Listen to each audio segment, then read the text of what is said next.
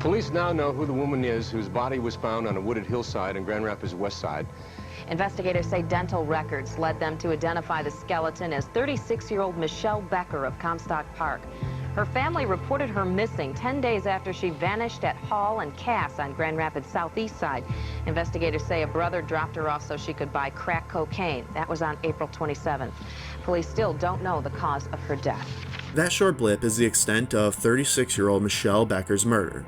If you're keeping track, she would be victim number 6 in a span of less than 2.5 years. Later interviews with her mother revealed that Michelle had gotten married at age 19 to a man who would later die of a heart attack. She had turned to prostitution in order to afford her crack habit, but had spoken of attempting to give up drugs and get God in her life.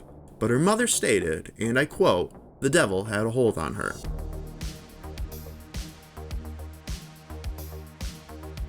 The same day Michelle was found is the estimated time of murder of Sherry Jean Stewart Brown. Up to this point, all the victims were young white women, but the murder of Brown and several other African American women in the next few years are going to have enough similarities to warrant inclusion.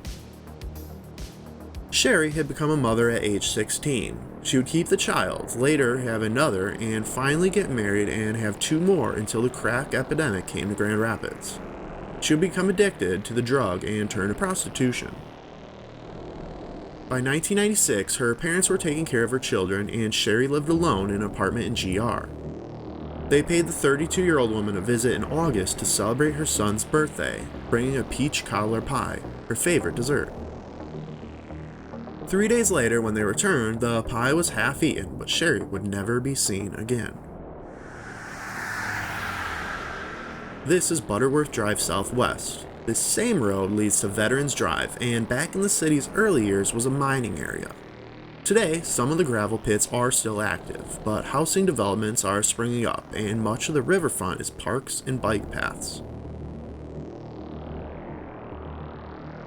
It was 1998 when a driver along these roads would spot a group of dogs dragging bones onto the street. Something made her stop and follow them into this former mining area where she would discover a human skull.